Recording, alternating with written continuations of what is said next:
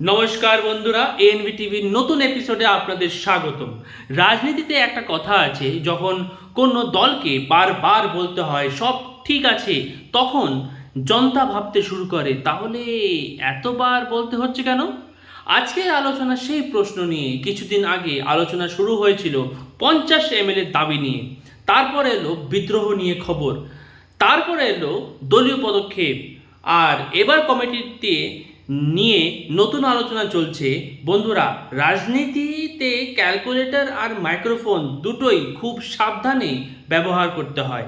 তাই আজ এএনবি টিভিতে আমরা স্লোগান দেব না, গুজবও বিক্রি করব না।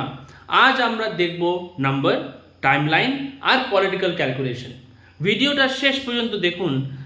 চলুন প্রথমে টাইমলাইনটা দেখে নিই।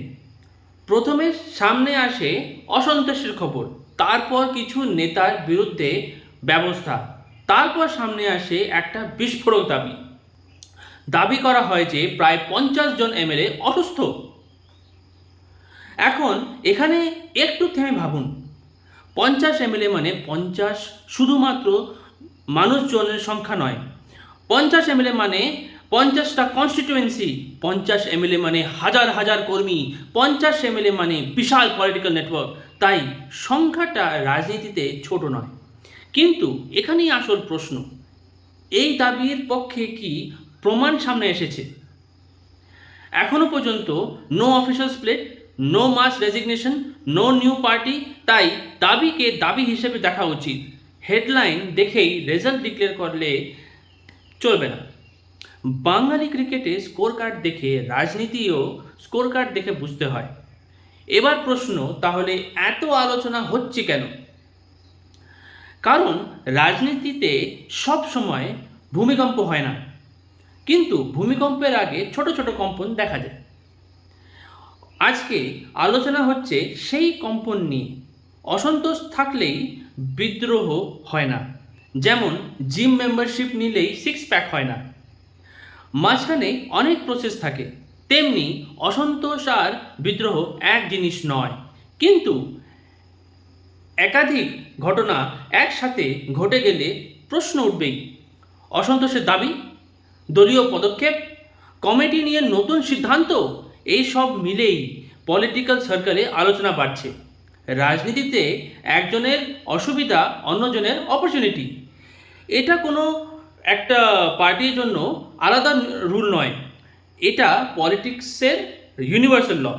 তাই এই পুরো বিতর্কে বিদ্রোহীরাও নজর রেখেছে। শাসক দল বলছে সব কিছু কন্ট্রোলে আছে, বিরোধীরা বলছে না, গল্প আছে। আর জনতা বলছে দেখি আসলে কি হয়।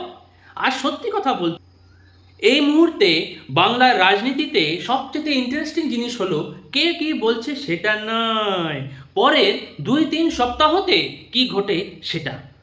তাহলে এনভি টিভির অ্যানালাইসিস কি? নাম্বার 1, 50 এমএলএ দাবি এখনও প্রমাণিত নয়। নাম্বার 2, এই নিয়ে রাজনৈতিক চর্চা খুব জোরালো। নাম্বার 3, অর্গানাইজেশনাল পরিবর্তন নিয়ে যে আলোচনা চলছে সেটা গুরুত্বপূর্ণ।